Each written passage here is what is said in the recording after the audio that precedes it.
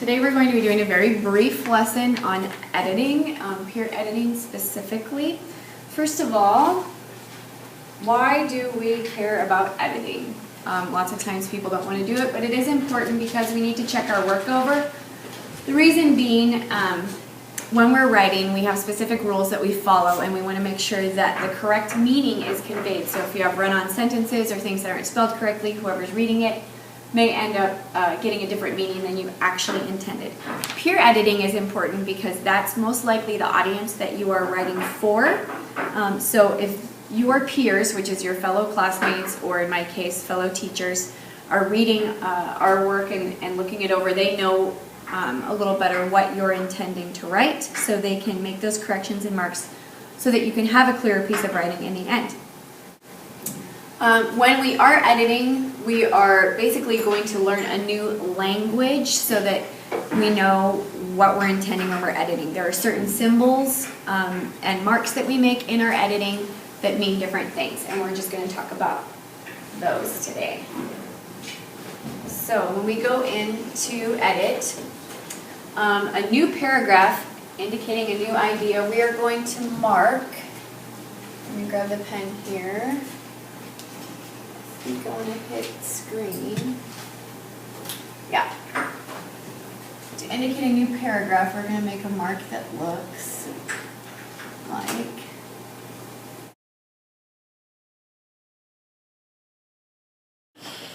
So, running into technological difficulties, surprise. If you want to insert a punctuation mark or a new word, you're just going to put this here with whatever punctuation or word that you want to enter. And I will add that back in, and hopefully it will stay this time. Alright. Go back to mouse. And it's not going to save my changes, but that's okay. Alright. And every time I hit that, it goes back to pen. Alright. The next one is correcting your spelling. If I want you to correct your spelling, I'm probably going to write SP. Sometimes people just circle it. Alright, if something needs to be capitalized, this is my favorite one for some reason. You are going to put 3 lines like that on whatever needs to be capitalized. So if, for instance, if I wanted to capitalize this T in 2, I would put 3 lines under it.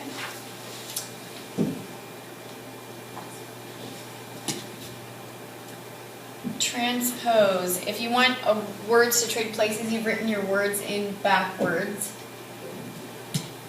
then you are going to just do this. So if I wanted have and the to trade places, I'm going to find my pen, draw that in there, and then I know I need to switch the places that those words are picking up.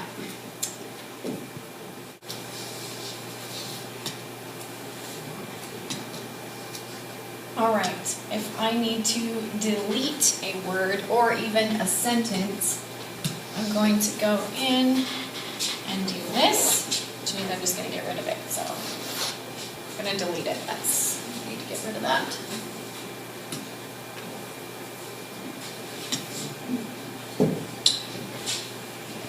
Okay, so we're just going to go through some examples really quickly. I can write good, can you good write too?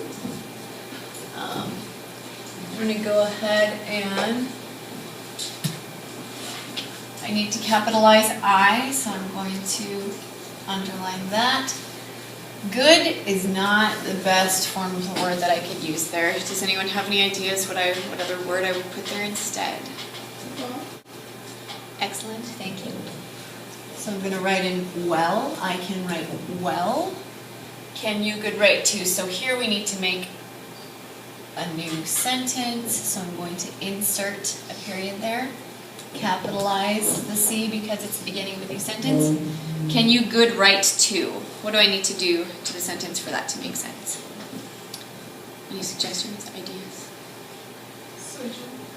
Yeah, I want to switch these two, right? So I'm going to use that transpose line, put it in there, and then it's going to say, can you write good again? Probably don't want to use this. I'm going to put well in there. So I'm using that word, and then punctuation at the end. So I could just write that there, or if we're just going to follow our punctuation marks, I'll probably write that in there. Can you write well too? I have several other examples, but I feel like this video is already over 3 minutes long, so I think we may end there. Thank you.